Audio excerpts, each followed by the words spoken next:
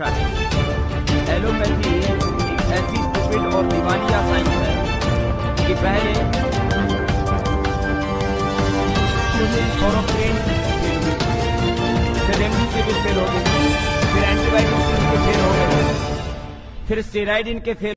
नमस्कार इंडिया की आज शाम की इस चर्चा में मैं कुलदीप भारद्वाज आपका हार्दिक अभिनंदन करता हूं। चर्चा विरोध आयुर्वेद का या बाबा बवाली का। बाबा बवाली कहना आपने तो बहुत से लोग उसके लिए ऑब्जेक्शन कर सकते हैं, लेकिन जो वास्तविकता है, जिस प्रकार का बवाल इस व्यक्ति ने मचाया हुआ है, इसमें किसी को किसी प्रकार की शंका नहीं होनी चाहिए। और मेरा निवेदन आप सबसे कि जो इस व्यक्ति की बेलगाम भाषा, घटिया भाषा का पक्ष रख रहे हैं, उसका पक्ष में जा रहे हैं, कृपया गौर कीजिएगा। कोई भी व्यक्ति कहीं भी किसी प्रकार आयुर्वेद का विरोध नहीं करता। क्या आपसे पहले किसी ने डाबर का विरोध किया? क्या किसी ने वैद्यनाथ का विरोध किया? क्या किसी ने झंडू का विरोध किया? ये विरोध सारे के सारे इस बाबा के साथ ही क्यों जुड़ते हैं? और विरोध आज से नहीं, एक लंबे अरसे से है। आज की इस चर्चा में मेरे साथ वेटरन एसोसिएशन के राष्ट्रीय प्रवक्ता हरविंदर सिंह राणा जी जुड़े हैं। हरविंदर राणा जी, आपका हार्दिक अभिनंदन, बहुत बहुत आपका स्वागत है हमारी आज। नमस्कार सर। नमस्कार कुलदीप जी। हरविंदर सिंह राणा, देखिए मैं बड़ा क्लियर कर दूं, आप कहेंगे कई बार को वेटरन एसोसिएशन के प्रवक्ता हैं और इस प्रकार की चर्चा, देखिए वो एक पूर्व सैनिक हैं, वो आम आदमी के बीच में आज के समय में रह रहे हैं। किसान आंदोलन को बड़ी नजदीक से उन्होंने समर्थन भी दिया है, सुरक्षा भी प्रदान की है, ये भी गौर कीजिएगा। पहले भी हमारे साथ अनेकों चर्चाओं में हरविंदर सिंह राणा जी जुड़ चुके हैं और नमस्कार इंडिया का शुरू से एक प्रयास रहा है, हम किसी प्रकार की लक्ष्यबाजी में नहीं उलझाते आपको, हम लक्ष्यदार भाषाओं का प्रयोग नहीं करते हैं, हम आंकड़ों की लफाजेबाजी में आपको नहीं अटकाते हैं। नमस्कार इंडिया का शुरू से एक प्रयास है कि आपको वास्तविकता के धरातल से जुड़े हुए लोगों के अनुभव से आपको रूबरू कराया जाए, क्योंकि यही वो लोग होते हैं जो आम जनता के अंदर जागते हैं। उनसे लोग बेबाक निष्पक्ष भाव से बिना लाग लपेट के बात करते हैं। ये लोग केवल एसी कमरों के अंदर बैठकर कुछ आंकड़ों को एकत्रित नहीं करते हैं। इसीलिए नमस्कार इंडिया सदैव इस प्रकार के लोगों के भावों को, उनके अनुभवों को आप तक पहुंचाने, और मैं स्वयं भी उस अनुभव का लाभ उठाने के लिए सदैव लालायित रहता हूं। इसलिए राणा साहब, आपका एक बार फिर से हार्दिक अभिनंदन। आज पत्रकारिता दिवस है, उसके लिए भी बहुत बहुत शुभकामनाएं, मंगल कामनाएं। अब बाबा के संदर्भ में जो चर्चा, क्योंकि बाबा ने इस प्रकार आजकल आप लोग, बहुत से लोग बाबा कहें, कुछ भी कहें, हालांकि जिम ट्रेनर, योग में बहुत सी चीजों के अंदर बहुत अंतर होता है। मैं पहले भी एक चर्चा कर चुका हूं गजानन महाराज की, अकोला से थे, किस प्रकार योग पर इनका अटकवा दिया गया इनके द्वारा। चलिए वो पुरानी बात हो गई।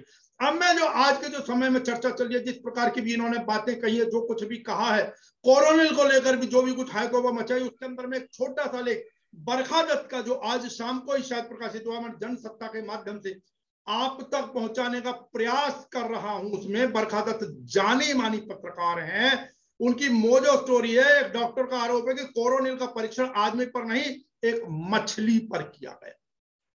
पहले भी इनके ऊपर यही आरोप है कि उन्होंने 100 लोगों के ऊपर भी परीक्षण नहीं किया। चलिए, मछली को कोविड से संक्रमित करने की बजाय, गौर कीजिएगा, उसमें स्पाइक प्रोटीन इंजेक्ट किया गया था। यह प्रोटीन तो वैक्सीन बनाने के काम आता है। मोजो स्टोरी के प्रोग्राम में एक अमेरिकी चिकित्सक ने यह गंभीर आरोप लगाए हैं। और इसके अंदर मैं आखिर में एक छोटी सी चीज पढ़ दूं कि वो कहते हैं कि जो इन्होंने बात बताई है कि मशहूर पत्रकार बरखा दत्त के यूट्यूब चैनल मोजो स्टोरी की एक रिपोर्ट है। एक चैनल डिस्कशन के दौरान अमेरिका में बसे एक भारतीय डॉक्टर आशीष ने इंटरनेट पर रिसर्च के बाद मछली वाली बात बताई है। डॉक्टर आशीष का कहना है कि उन्होंने कोरोनिल के बारे में पड़ताल के लिए सबसे पहले पतंजलि की वेबसाइट की खोज खबर ली। उसमें एक जगह कोरोनिल रिसर्च के बारे में जिक्र था और कहा गया था कि दवाई के बारे में अनुसंधान और ट्रायल की जानकारी वायरोलॉजी नेचर नाम की मैगजीन में पढ़ी जा सकती है। उस मैगजीन में ट्रायल रिपोर्ट की जगह एक लिंक मिला। नया लिंक बीएमसी वायरोलॉजी साइट पर ले गया, लेकिन यहां भी अगले लिंक की ओर ठेल दिया गया। लिंक के बाद लिंक है। यह अंतिम लिंक एक गुमनाम पत्रिका था। यह रिपोर्ट मौजूद थी, उसमें अनुसंधानकर्ता के रूप में आचार्य बालकृष्ण का नाम लिखा हुआ था। डॉक्टर आशीष कहते कि वहां जेब्रा मछली का नाम देखकर वो भौचक्के रह गए, लेकिन अभी उनको और भौचक्का होना था। रिपोर्ट में लिखा था कि इस मछली के शरीर में इंजेक्शन के जरिए स्पाइक प्रोटीन पहुंचाया गया। डॉक्टर आशीष बताते हैं कि स्पाइक प्रोटीन तो वह तत्व होता है जो कोविड की वैक्सीन में इस्तेमाल किया जाता है। होना तो यह चाहिए था कि मछली के शरीर में संक्रमण फैलाने के लिए कोविड के वायरस इंजेक्ट किए जाते, लेकिन यहां तो संक्रमण फैलाने की जगह मछली को वैक्सीन मिल गया, जिससे मछली को कोविड के मुकाबले इम्यूनिटी मिल गई। अब ये हालात हैं साहब। तो कुल मिलाकर आज के बारे में एक मैं जानकारी आपको और यहां पर दे दूं कि जो संस्था है, जो डॉक्टर्स है, जो रेजिडेंट डॉक्टर्स की संस्था है, उन्होंने घोषणा की है ये सभी डॉक्टर्स 1 जून को काला दिवस मनाएंगे। रामदेव की जो भी टिप्पणियां या जो भी बकवासें आ रही हैं, मैं अगर आपको सीधी सीधी बात कहूं, एक दावा और बाबा बवाली ने कर दिया है, वो ये है कि बाबा वाले अपने दावे पर अड़े, कोरोना के 90% योग और आयुर्वेद से ठीक हुए हैं मरीज। 90% मरीज। एलोपैथी से इलाज दुनिया का सबसे बड़ा झूठ है। ये हमारे बाबा बयाली का कथन है साहब। अब बताएं क्या करेंगे। मैं एक चर्चा और आपसे करूंगा इस विषय में आगे। हालांकि आपको पता ही कार्यक्रम शुरू में बता दूं, जो भी ममता बनर्जी को लेकर इस समय बातें चली हुई है कि वो उन्होंने 30 मिनट प्रधानमंत्री को इंतजार कराया, लेकिन ममता बनर्जी ने कहा कि वो 3 बार पूछ कर गई थी, उल्टा 20 मिनट उन्हें इंतजार करना पड़ा और प्रधानमंत्री से 3 बार पूछ कर गई थी। एक प्रश्न। अब दूसरा प्रश्न यहाँ पर राणा साहब एक और है, वो ये प्रश्न है कि जब वो मुख्यमंत्रियों के साथ बैठक थी तो उसमें शुभेंदु अधिकारी, जो उस प्रदेश का विपक्ष का नेता है, उसका क्या मतलब है? और अगर ऐसी बात है आपको अपनी पार्टी का नेता बुलाना है या विपक्ष का नेता बुलाना है तो गुजरात या बाकी जगह बुलाया। और एक अपने दर्शकों को जानकारी देता चलूं, राणा साहब आपको तो मालूम ही होगा कि 2013 में मुजफ्फरनगर दंगों के बाद जब मुख्यमंत्रियों की बैठक उस समय के प्रधानमंत्री मनमोहन सिंह ने बुलाई थी, तब गुजरात के तत्कालीन मंत्री श्री नरेंद्र मोदी जी उस बैठक में उपस्थित नहीं हुए थे और रमन सिंह जी भी उपस्थित नहीं हुए थे। तो कोई कहे, हम ये नहीं कह रहे हम इस परंपरा को कोई अच्छा मान रहे, लेकिन अगर कोई कहे तो देख लेना चाहिए कि ये बीज कहां बोए गए। अपनी गिरबान के अंदर भी अगर झांक लिया जाए तो शायद ज्यादा बेहतर होगा, लेकिन नहीं झांकते आज के समय में, कोई बात नहीं। तो कुल मिलाकर राणा साहब एक सीधी सी बात मैं वही शुरू कर दूं वहां पर कि क्या ये सारी की सारी कवायद जो अब के समय में ये एंटायर पॉलिटिकल साइंस, जैसा कि आपको मालूम है हमारे प्रधानमंत्री नरेंद्र मोदी जी की डिग्री एंटायर पॉलिटिकल साइंस में जो दिल्ली यूनिवर्सिटी में आज तक नहीं पढ़ाई गई है, पर चलिए, तो ये सारी की सारी कवायद का एंटायर पॉलिटिकल साइंस की गलतियों को छुपाने के लिए मेडिकल साइंस को बदनाम तो नहीं किया जा रहा है। हरविंदर राणा। जय हिंद सर। जय हिंद। सबसे पहले सर पत्रकारिता दिवस की हार्दिक शुभकामनाएं आपको भी और बाकी सभी पत्रकार बंधुओं को। बहुत बहुत धन्यवाद सर। इस देश में इवेंट ऑर्गेनाइज किए जाते हैं जी, और एक टीम बनी हुई है, एक गैंग बनी हुई है। ये बाकी दूसरों पे आप देखिए, जब भी जिसका विरोध शुरू होता है जी, उसके बारे में पता नहीं कहां से कब से पहले से ही पूरी तैयारी की जाती है। जो आईटी सेल है इनका, वो पहले से ही पूरी तैयारी करके रखता है कि जैसे ही इस चीज का विरोध होना है, इवेंट किया जाता है जी, वो उसके बारे में वीडियोस, उसके बारे में सारी चीजें सोशल मीडिया पे एकदम से फैलाना शुरू कर देंगे, ताकि लोग उनको, और ज्यादातर लोग क्या कर रहे हैं, बिना समझे बगैर पढ़े उनको आगे सर्कुलेट करना शुरू कर देते हैं। बिल्कुल। मैं इसमें राणा साहब एक चीज और जोड़ता चलूं, खाली इतना ही नहीं, आगे तो वो फेंक रहे बातों को फेंक रहे, भद्दी भाषाओं का प्रयोग होता है उसके अंदर, अश्लील भाषाओं का प्रयोग होता है उसके अंदर। और मैंने कल परसों की अपनी चर्चाओं में ये चीज कही भी थी कि वो जो बैठे हुए ना, वो जो ट्रोल करने वाले 3.5 रुपए वाले, उनके पास स्टॉक में माल भरा होता है उनकी दुकान के अंदर, उन्होंने उस रेडीमेड माल को आगे धकेलना होता है। बिल्कुल सर। और सर रही बात एलोपैथ और आयुर्वेद के विरोध की, जो अभी देश में घमासान मचा हुआ है, तो ये एक और नया इवेंट है। देश के जो बाकी मुद्दे हैं, महंगाई, बेरोजगारी, भ्रष्टाचार, किसान आंदोलन, जो सैनिक हैं उनका 1 रैंक 1 पेंशन, 18 महीने से ऊपर उनका डीए अभी तक नहीं मिला, उन सारों को एक उन पे पर्दा डालते हुए एक नया इवेंट सामने ला दिया गया और जनता उसमें लग गई है। क्या बीजेपी का विरोध देश का विरोध हो गया?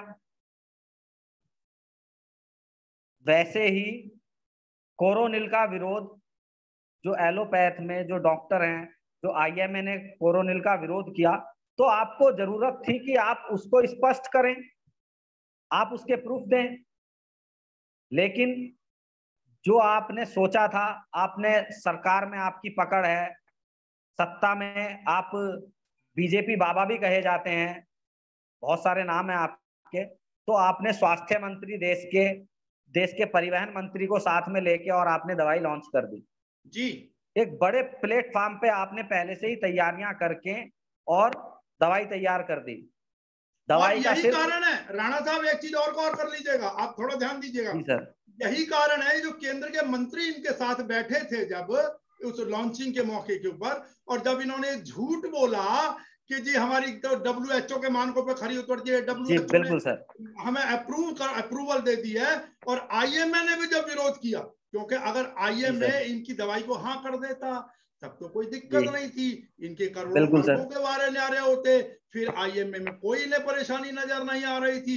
लेकिन अब जब इन्होंने डॉक्टर्स को स्टूपिड और ना जाने क्या क्या कहा, और 2 वैक्सीन के बाद हजारों लोग मर गए, आदि आदि शब्दों का प्रयोग किया, तो हर्षवर्धन जी क्या कर रहे हैं, बिल्कुल चरण वंदना करते हुए कह रहे हैं कि महाराज आप अपने बयान को वापस ले लें, प्रेम पत्र लिख रहे हैं उनके लिए, प्रकार की कोई कार्रवाई की जाती, सख्त कार्रवाई की जाती, क्योंकि अंतरराष्ट्रीय स्तर के ऊपर कितनी बेइज्जती होती है इन चीजों को लेकर, ये चीज इस चीज को नहीं समझ रहे। बिल्कुल सर, सरकार प्रेम कुछ कह देते प्रेम तो अभी तक हमारे कौन कौन सी एजेंसी हो जाती राणा साहब जी। जी, सरकार प्रेम पत्र भेज रही है बाबा जी को जी कि आप कृपया अपने शब्द वापस ले लीजिए। तो बाबा जी ने शब्द वापस लेने को इतना बड़ा इवेंट बना दिया कि मतलब एलोपैथ चाहता है कि आयुर्वेद उससे क्षमा मांगे जी। अभी जो उन्होंने इवेंट बनाया हुआ है वो ये बनाया हुआ है कि आयुर्वेद एलोपैथ से क्षमा नहीं मांगेगा।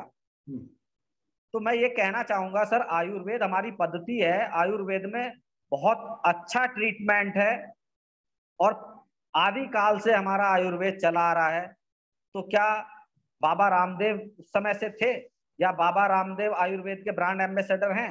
मैं वही कहना चाह रहा हूँ ना राणा साहब, और चीजें हैं, लेकिन पहले डाबर, ऊंझा, झंडू, बैद्यनाथ, दुनिया भर के लोग जब इनका जन्म भी नहीं हुआ होगा तब से हैं, उन्होंने कभी ऐसी कंट्रोवर्सी नहीं की। ये इस व्यक्ति के साथ ही जब से आया तब से इसके साथ ही क्यों? बात वही हो गई कि सैया भाई कोतवाल तो डर का है का। बिल्कुल सर। और फिर आप मर्यादित भाषा का संविधानिक तरीके से आप विरोध कीजिए। आप डॉक्टरों को टर कह के बुला रहे हैं, बाकी आप एलोपैथी का मजाक उड़ा रहे हैं। तो मैं ये मानता हूं कि सभी का सम्मान है, और अगर हमें सम्मान लेना है तो पहले हमें सम्मान देना होगा जी। देश में एलोपैथी है, आयुर्वेद है, और होम्योपैथी है, नेचुरोपैथी है, और भी कई सारी पद्धति हैं। हर व्यक्ति स्वतंत्र है। मैं राणा साहब एक स्वतंत्र है। मैं एक बयान और पढ़ देता हूँ राणा साहब, किसी भी पद्धति में अपना ट्रीटमेंट कराए। मैं इन्हीं बवाली बाबा का एक बयान आपको और पढ़ देता हूँ छोटा सा। वो कहते हैं, उन्होंने कहा है कि चिकित्सा व ऑपरेशन तुम करो, जो ऑपरेशन तुम करते ना वो मैं भी जानता हूँ, गलत फहमी में मत रहना।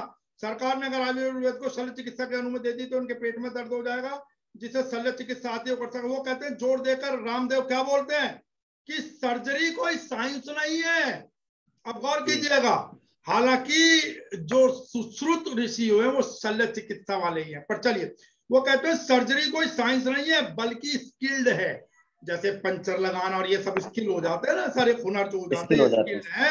और झबरेड़ा में एक अनपढ़ 1 मिनट में शल्य चिकित्सा कर शरीर के किसी भी अंग से गांठ बाहर निकाल देता है और रोगी स्वस्थ भी हो जाता है। एक दिन शिविर लगाकर उसे लाऊंगा। अब बताइए, वो सर्जरी को तो एक स्किल मांग रहे हैं, वो साइंस मान ही नहीं रहे, उसमें कोई खास बात मान ही नहीं रहे। मतलब नीम हकीम खतरा है जान, जिन्होंने सीखा नहीं, इनके हाथ में किसी भी व्यक्ति का शरीर फाड़ने के लिए दे दिया जाए। ये तो इन लोगों के बयान है जी सर। पहले आप अगर थोड़ा सा फ्लैशबैक में जाएंगे तो आचार्य बालकृष्ण जी, खुद बाबा रामदेव जी एलोपैथ की शरण ले चुके हैं। जी बिल्कुल, बीमार होने पे एलोपैथ की शरण ले चुके हैं। सर तो आज 2011 जून में, आपको भी मालूम होगा 2011 जून में जब ये सलवार पहनाकर भगाए गए थे दिल्ली से, ये व्यक्ति को भगाया गया था, तब ये जाकर इन्होंने एलोपैथी की ली, एलोपैथ की ही शरण ली। और अभी अगर हम लेटेस्ट आ जाएं, बालकृष्ण जी महाराज को हार्ट अटैक हुआ था, तब भी एलोपैथी की आ गए थे। और हम ये नहीं कह रहे आयुर्वेद की हम बदनामी नहीं कर रहे, हम विरोध नहीं कर रहे, जो लेना चाहे वो ले, उस पद्धति का प्रयोग करे, लेकिन इसके अंदर अनुसंधान भी होने चाहिए। वो इसलिए होने चाहिए कि एक समय में जब आयुर्वेद था उसमें जो जड़ी बूटियां थी, आज वो फूल पत्ते पौधे, आजकल जो पर्यावरण है उसमें बहुत ज्यादा प्रदूषण फैल गया है और उनकी पावर कहीं ना कहीं थोड़ी बहुत कम हुई है। बेहतर एटमॉस्फेयर प्रदान किया जाना चाहिए। आयुर्वेद को और ज्यादा अनुसंधान की आवश्यकता भी है, बेहतर एटमॉस्फेयर की आवश्यकता है। आयुर्वेद हम बचपन से देखते आए हैं सर। अब ये एक आरोप और लगाते हैं इन्होंने, आजकल एक चीज और चल रही है राणा साहब, वो आमिर खान का एक प्रोग्राम आता था सत्यमेव जयते, उसकी क्लिप चला रहे हैं, अब डॉक्टर साहब बैठा दिए कि भाई 5 गुना ज्यादा पर दवाई, तो सबको पता है, फैक्ट है, फैक्ट्री से जो दवाई 1 रुपए में निकलती है वो बाजार में 5 रुपए की मिलती है। उसका कारण क्या है कि जो बीच वाला मार्जिन रखता है, जो मेन जो भी ट्रेडर होता है, एजेंट होता है, वो अलग हो गया, बीच वाला अलग हो गया, दुकान वाला अलग हो गया, और जो डॉक्टर्स रेकमेंड करते हैं उनके लिए 100% होता है। बिल्कुल ठीक है, रेट बढ़ेगा, मार्केटिंग फलाना टिकना, लेकिन अब इनसे पूछिए, बिल्कुल ठीक है, रेट आगे तक बढ़ते चले जाते हैं, लेकिन आप भी तो क्या बेच रहे हैं? गिलोय, गिलोय तो फ्री में मिलती है। आप गिलोय की शीशी कितने की बेच रहे हैं, जरा इनसे पूछना, कितने 100 रुपए की बेच रहे हैं वो गोलियां? तुलसी का कितने 100 रुपए का बेच रहे हैं, इनसे पूछना जरा। आप मार्जिन नहीं लगा रहे, आपकी ट्रांसपोर्टेशन नहीं जुड़ती, आपका जो दुकानदार है उसका मार्जिन नहीं होता, आप भी तो फ्री का माल, जो बिल्कुल फ्री में उपलब्ध है चीजें, कम से कम उनको। और आप एक उदाहरण देना चाहूंगा। किसान है, हम भी किसान परिवार से हैं, हमारे घर में गाय भैंस सब है। सुबह से शाम हो जाती है, उनको चारा खिलाने में, उनको नहलाने में, उनको और जो जिससे वो अच्छा दूध दें, हष्ट पुष्ट रहे, कैल्शियम देने में, सारी चीजें करने में, तब जाके कहीं जो दूध मिलता है, उस दूध का रेट किसान को 30 से 40 रुपए मिलता है। बिल्कुल। और वहीं बाबा रामदेव गौमूत्र 90 रुपए लीटर बेचते हैं। तो अगर सही मायने में इन चीजों का फायदा होना चाहिए था तो वो किसान को होना चाहिए था। मैं एक चीज पूछूं राणा साहब आपसे, बाबा भी घी बेचता है, तथाकथित बाबा, गाय का घी, क्या वास्तव में पूरे हिंदुस्तान में इतने गाय दूध दे देती है जितना घी बेच मारता? हालांकि अभी आपको पता है राजस्थान में 2 दिन पहले सरसों का तेल बनाते हुए नकली फैक्ट्री पकड़ी गई, आपको भी मालूम है, राजस्थान के अंदर। दूसरा, इनके यहाँ भी पीछे 83 कोरोना मरीज बताए गए थे, एक्शन किसी ने लिया नहीं। ये नौटंकी, चंदन की लकड़ियां जो चाइना जा रही थी, उनका केस सबको याद है, बहुत सारी चीजें हैं। सर इनको सिर्फ इवेंट ऑर्गेनाइज करना है, नहीं तो सत्ता इनके हाथ में है। आप एलोपैथ का विरोध कीजिए, आप देश में जो चाहें वो कर सकते हैं।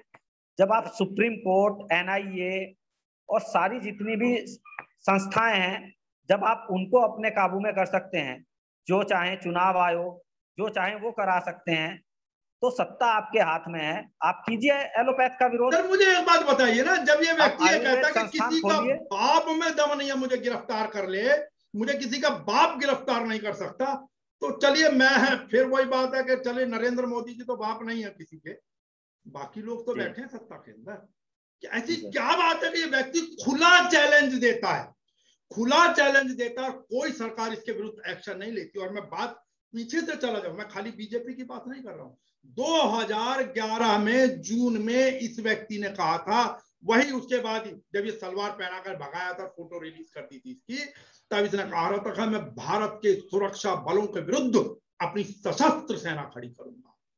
बिल्कुल सर, ने एक्शन नहीं लिया था साहब, उस समय कोई एक्शन नहीं लिया।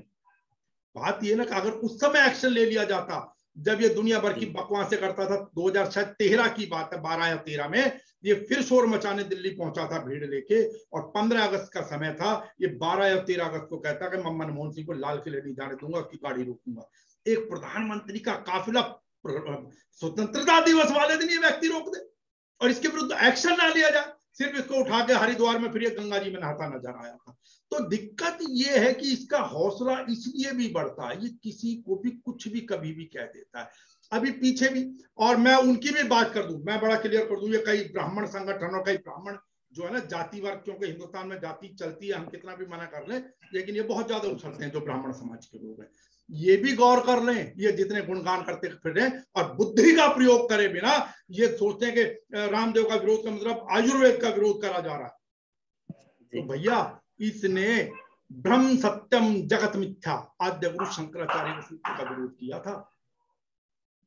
क्या हालत इसकी बनी थी। इसने इन्हीं ब्राह्मणों को कहा था, सूर्य ग्रहण था उस समय, शायद 23 जुलाई का 2009 के अंदर, कि ब्राह्मण ठग हैं, पाखंडी हैं, ठग विद्या में माहिर है, और भी करके वो जो भी इसकी आदत है करके। और फिर तो ये जो जितने उछलते फिर रहे हैं ना, मैं इन लोगों को कह रहा हूँ, ये कई लोग उसको पता नहीं किस किस चीज से जोड़ देते हैं। मैं नहीं चाहता था ये जातिवादी की बातें करना यहाँ के ऊपर, क्योंकि सभी व्यक्ति ज्ञानी, हम सब इंसान हैं, ठीक है, किसी समय में कर्म के आधार पर बांट दिए गए, आज वो की वही व्यवस्था उसी प्रकार बन गई। लेकिन सत्य ये कि ना उस समय किसी ने इसके विरुद्ध कार्रवाई की, ना आज कार्रवाई कर रहा है। ऐसा क्या कारण नजर आता है हरविंदर राणा साहब आपको? सर मुझे जो कारण लगता है, बकवासों के विरुद्ध, इसको मैं बल्कि आपको कहूं कि जिसकी भाषा अगर आप थोड़ा सा गौर कर लें, ये टर टर, इतने 2 वैक्सीन के बाद भी मर गए, अरे इसने जितना कहा 6.25 करोड़ वैक्सीन हमने विदेश के अंदर भेजी है, 6.25 करोड़ वैक्सीन जितने गई, उन लोगों के अंदर इसकी भाषा सुन के जिस प्रकार शब्दों का इसने प्रयोग किया, तो उन लोगों के अंदर तो नेगेटिविटी आई होगी, उससे तो अंतरराष्ट्रीय स्तर पर हमारे देश की छवि खराब हुई। क्यों नरेंद्र मोदी जी ने फिर हजारों करोड़ रुपया सीरम को और इधर और उधर वैक्सीन में खर्च कर दिए? इसी की कोरोनिल बंटवा देते ना जाके।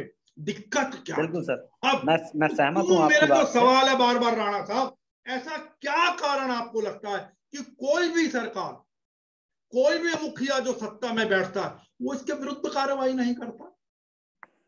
सर वो कार्रवाई इसलिए नहीं होती क्योंकि सत्ता में लाने में भारतीय जनता पार्टी की सरकार को सत्ता तक पहुंचाने में बाबा रामदेव और अन्ना हजारे जी दोनों की एक मुख्य भूमिका रही है। नहीं, इसमें तो कोई दो राय नहीं है। मैं ये चीज और इसके अंदर जोड़ता चलूं सर, इस सरकार की, मैं राणा साहब एक चीज और जोड़ दूं इसके अंदर। अभी पीछे ही शायद 15-20 दिन पहले हरीश साल्वे, जिन्होंने अंतरराष्ट्रीय स्तर पर भारत सरकार का केस लड़ा था 1 रुपए में, उन्होंने बड़ा स्पष्ट कहा है कि कांग्रेस की छवि खराब करने में, कांग्रेस का बेड़ा गर्क करने में जो 2 डिसीजन आए थे सुप्रीम कोर्ट के, वो कोलगेट को दूसरे को लेकर, वो बिल्कुल गलत डिसीजन थे। उन्होंने इस चीज को माना है जी। खैर जो भी है, आप बताएं सर, इस सरकार को लाने के अंदर तो इसका रोल है, लेकिन पिछली सरकार ने क्यों नहीं एक्शन लिया राणा साहब? सर सरकारें, जहां तक मैं देखता हूं कुलदीप जी, बाबाओं का और पूंजीपतियों का जी, किसी भी देश में जो सत्ता में आते हैं लोग, उन पे उनकी छत्र छाया होती है, एक बहुत बड़ा योगदान, एक बहुत बड़ा सहयोग होता है जी, जिसमें अब एक नाम और जुड़ गया है इस देश में, मीडिया का जी। पहले मीडिया निष्पक्ष पत्रकारिता करता था, लेकिन अभी काफी समय से, जब से हमने आंदोलन से जुड़े और चीजों से जुड़े, हमारा जो 1 रैंक 1 पेंशन को लेके जंतर मंतर पे धरना चल रहा है, उसको कभी किसी नेशनल चैनल ने, कुलदीप जी, कवरेज ही नहीं दी जी। बहुत लोग ऐसे हैं देश में जिनको आज तक यही नहीं पता कि क्या इस देश का सैनिक अपनी मांगों को लेके जंतर मंतर पे 6 साल से ऊपर हो गए बैठा हुआ है। एग्जैक्टली। तो ये कहीं ना कहीं, मैं मीडिया बंधुओं से, आज पत्रकारिता दिवस है, तो मैं ये गुजारिश करना चाहूंगा कि पेट में गया जहर जी सिर्फ एक व्यक्ति को मारता है जी। पेट में गया जहर सिर्फ एक व्यक्ति को मारता है, लेकिन कानों में गया जहर पूरे समाज का विनाश करता है। बहुत खूब, बहुत खूब। नमन है राणा साहब आपकी वाणी। ये एक, तो इस चीज को अपनी जिम्मेदारी को समझें। ये हरविंदर राणा नहीं बोल रहे, ये एक पूर्व फौजी है, ये फौज का व्यक्ति, इसका मन रो रहा है, इनका ये पीड़ा बोल रही है इन व्यक्ति की, इस हमारे देश के सैनिक की। मैं ये भी स्पष्ट करता हूँ। बिल्कुल सर। सर आयुर्वेद में हमारी आस्था रही है, आदिकाल से हम आयुर्वेद पद्धति का, हिंदुस्तान जनक रहा है आयुर्वेद पद्धति का जी। तो ये आयुर्वेद का विरोध नहीं है। हम आज भी घर में सुबह जो घरेलू नुस्खे होते हैं, मैं एक छोटी सी जानकारी दूं, कभी हम जैसे तला भुना कुछ खा लेते हैं जी, तो कभी कभी एसिड बन जाता है यहाँ जी। तो मैं एक बार एक वैद्य थे, उनके पास गया था, तो उन्होंने मुझे एक दवाई बताई कि एक हेड आती है, छोटी हेड बोलते हैं जिसको, छोटी हेड होती है। तो उन्होंने बताया कि आप जब भी आपको ये प्रॉब्लम हो, आप 2 या 3 हेड पानी में धुल के और वो मुंह में डाल लें, उसको चूसते रहें जी। तो सर मुझे जब भी प्रॉब्लम होती है उससे मुझे बहुत आराम मिलता है। बिल्कुल। घर में अक्सर हमें जुकाम हो जाए, फीवर हो जाए, कुछ और छोटा मोटा कुछ भी हो जाए, तो हम ज्यादातर सबसे पहले हम घर में जो घरेलू उपचार होते हैं उन्हीं को करते हैं।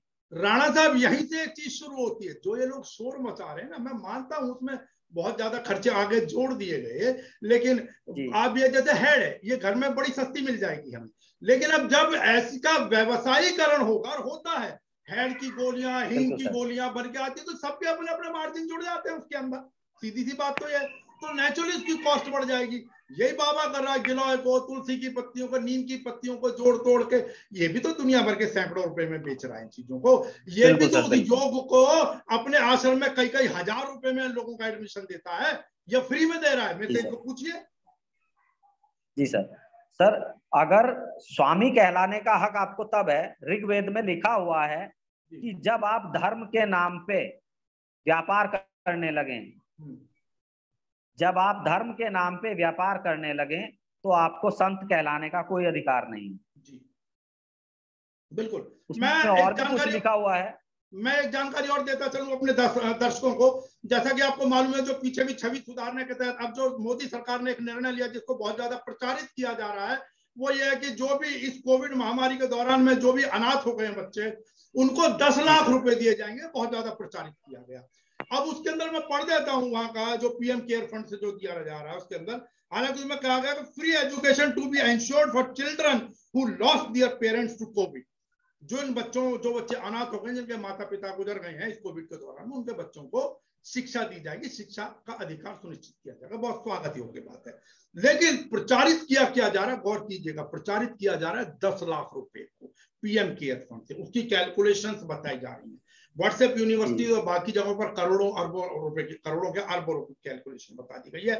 लेकिन अब सुनिए, इसके अंदर कहते हैं such children to get a monthly stipend once they turn 18। उनको जो स्टाइफंड मिलेगा, जो मासिक भत्ता मिलेगा, वो 18 वर्ष के होने के बाद। वो बच्चा कोई में 8 महीने का है, कोई 1.5 वर्ष का है, 4.5 तो 18 वर्ष तक इंतजार करेगा सर। अच्छा चलिए, उसके बाद आगे, and a fund of rupees 10 lakh when they turn 23 from PM। अर्थात जब वो अनाथ बच्चा, जब वो 23 वर्ष का हो जाएगा, गौर कीजिएगा, आज से 18, 19, 20, 21, 22 वर्ष के बाद उसको 10 लाख मिलेगा इस पीएम केयर से। अब इस पीएम केयर फंड का क्या होगा, तब तक क्या नहीं होगा, कौन सत्ता में होगा, हालांकि जो भी आएगा मुझे लगता है कि इस प्रकार की चीजों से अलग तो नहीं होगा, लेकिन पीएम केयर फंड को लेकर तो ये जो प्रचार की दुनिया जो है कि आभा मंडल कर दिया गया है छवियों को सुधारने के लिए, आंकड़ों को आप छुपा देते हैं, प्रॉपर टेस्टिंग नहीं होते हैं। 20-21 अप्रैल से साहब रोज कोर्टों में सुनवाई हुई, मुझे कोई झिझक नहीं है कहने में, हाई कोर्ट और सुप्रीम कोर्ट में, तो लेकिन आज तक गैस का पहुंचाइए नहीं, हम ये नोटिस देंगे, हम फलाना करेंगे, हम ये कार्यवाही करेंगे, नरसंहार तक कह दिया गया। उन्होंने माना, हमें बताइए प्लान क्या है, सेंट्रल गवर्नमेंट ने मना कर दिया कि हम वो प्लान नहीं दे सकते सुप्रीम कोर्ट को। तो साहब अब उसका क्या फायदा, जब आदमी मर जाने को, लाखों लोग मर गए इसके अंदर, बिल्कुल सर, चलाते रहिए आप रोज की कार्रवाई, निर्णय क्या निकला, प्रश्न ये बैठता रहा साहब। सर पीएम केयर फंड को लेके, पीएम केयर फंड शुरू से ही विवादों में रहा है जी। कोविड के समय पे हमने भी पीएम केयर फंड में पैसा दिया, हर व्यक्ति ने अपनी सामर्थ्य के हिसाब से पीएम केयर फंड में पैसा दिया जी। लेकिन जब हिसाब मांगा गया सर वो तो आरटीआई में है ही नहीं, आप उसकी ऑडिट तो नहीं कर उसमें ऐसे सकते। क्लॉज लगा दिए गए कि आप उसका ऑडिट नहीं कर सकते, आप उसका हिसाब नहीं ले सकते।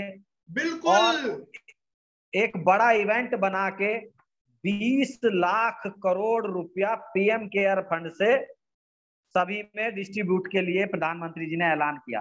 साहब हम कहाँ गए लेकिन राणा साहब, कीनिया जैसे देश उसका से 12 क्या टन हुआ, खाद्य कहाँ सामग्री गया, हमारे देश में आ कोई रही है। हिसाब देने को तैयार नहीं है। तो मैं तो ये मानता हूं कि जब आने वाली सरकारें आएंगी तो उनको भी पीएम केयर फंड का हिसाब कैसे दिया जाएगा। अच्छा राणा साहब, अगर समय आप समाप्ति की ओर है, मैं एक पारदर्शी चीज हैं। और मैं आपसे आखिरी प्रश्न करूंगा, ये चर्चा हमारी जारी रहेगी, हालांकि हमारा चाहिए कि क्या हिंदुत्व प्लीज सर। खतरे में आ गया है आजकल? क्योंकि जहां जाइए आप पाकिस्तान भेज दिए जाएंगे। अगर ये दूसरी सरकार जीती, पाकिस्तान के अंदर बम पटाखे फूटेंगे, उन्हें पाकिस्तान चले जाना चाहिए। गिरिराज सिंह आदि आदि सब सेंटर के नेता कहते रहे, जो कहते हैं दिखाई देते हैं।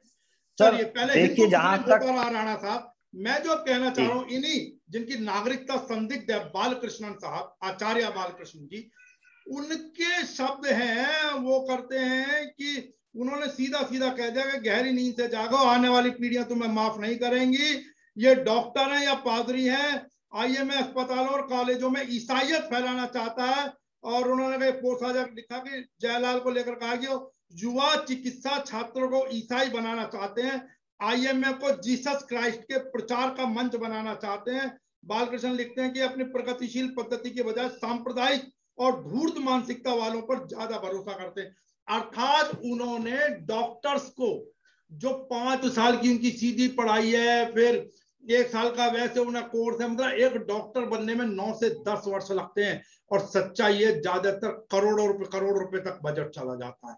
वो इतने मूर्ख हैं कि वो ईसाइयत फैलाएंगे, वो ईसाई बन जाएंगे, वो धूर्त पद्धति को फॉलो कर रहे हैं। क्या कहना चाहता है ये व्यक्ति, क्या कहना चाहते हैं ये लोग? ये देश के अंदर एक और सांप्रदायिकता का माहौल फैला रहे हैं, ये देश के शांति का माहौल बिगाड़ रहे हैं। क्या हिंदुत्व तो इतना खतरे में आ गया है? ये लोग इतना हमें डराना चाहते हैं। ये लोग, ऐसे लोगों के ऊपर क्या राष्ट्रद्रोह का केस नहीं दर्ज हो जाना चाहिए था? जो आईएमए ने नहीं, हम भी इसी चीज को कहते हैं कि जो व्यक्ति खुलेआम चैलेंज करता है, जो पागल हाथी की तरह व्यवहार कर रहा है, ऐसे व्यक्ति के साथ क्या इलाज करना चाहिए राणा साहब?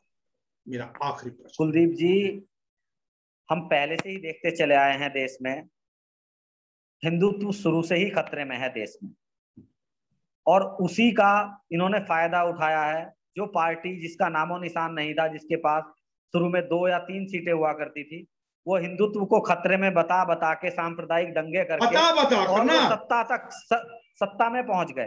साहब सैकड़ों साल ईसाइयत भी रहे, मतलब अंग्रेज रहे, उससे पहले मुगल रहे। सनातन है साहब इसका नाम, सनातन अनवरत है, ये चलता आ रहा है। लेकिन ये लोग डर दिखा दिखा के लोगों को डरा के, और एक प्रॉपर ट्रोल आर्मी बैठी हुई है।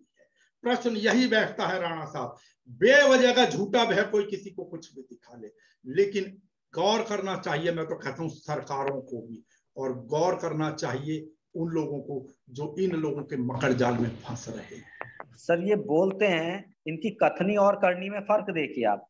बोलते हैं कि व्हाट्सएप, फेसबुक या सोशल मीडिया के माध्यम से कोई भ्रम फैलाएगा तो उसके खिलाफ कानूनी कार्रवाई होगी जी, लेकिन सबसे ज्यादा कानूनी कार्रवाई तो इनके खिलाफ होनी चाहिए। इन्होंने शुरू से आज तक सिर्फ भ्रम ही फैलाया, उसके सिवाय इन्होंने कुछ नहीं किया है। जी ठीक है राणा साहब, अब समय मुझे अनुमति नहीं दे रहा आज की चर्चा के लिए। आप हमारी आज की चर्चा में जोड़े, आपका बहुत बहुत धन्यवाद। लेकिन प्रश्न फिर वही रह जाता है कि जब कोई चीज बेलगाम हो जाए, क्या इस व्यक्ति को क्या एक और भिंडरावाला बनाया जा रहा है? हमारे यहाँ भिंडरावाला तैयार किया जा रहा है क्या? सर जी बोलिए आखिरी। अंत में 2 पंक्तियां ही कहना चाहूंगा जी, और सभी से गुजारिश करना चाहूंगा कि गलत का विरोध खुल के कीजिए जी, क्योंकि इतिहास जो लिखा जाता है वो विरोध करने वालों का और टकराने वालों का ही लिखा जाता है, तलवे चाटने वालों का नहीं लिखा जाता। जी ठीक है, तो आज की इसे नोट के ऊपर जीवित मछली ही हमेशा धारा प्रवाह के विपरीत बहती है। जी, धारा के साथ जो बहती है वो मरी हुई मछली होती है। तभी कहा गया कि तम से लोग खफा रहते हैं, तम अर्थात अंधेरा, कि तम से लोग खफा रहते हैं और अपनी तैराकी उल्टी है। धारा संग मूर्ति। बिल्कुल सर, बिल्कुल सर। नमस्कार।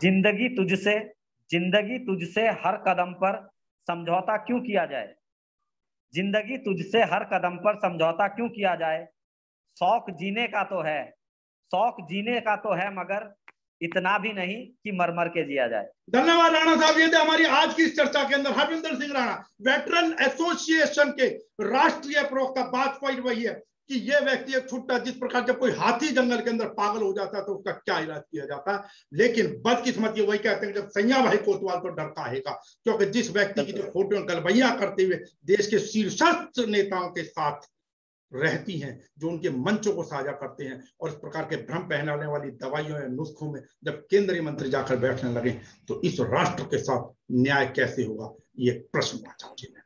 कल फिर एक और चर्चा पर आपके साथ मुलाकात होगी, तब तक स्वस्थ रहें, बाहर निकलें। और हाँ, दिल्ली के अंदर आपको मालूम है, मैं दिल्ली के अंदर भी बता दूं, अभी लॉकडाउन खुला नहीं है, सिर्फ निर्माण कार्य को परमिशन मिली है, अब उनकी दुकानें अभी नहीं खुल रही है।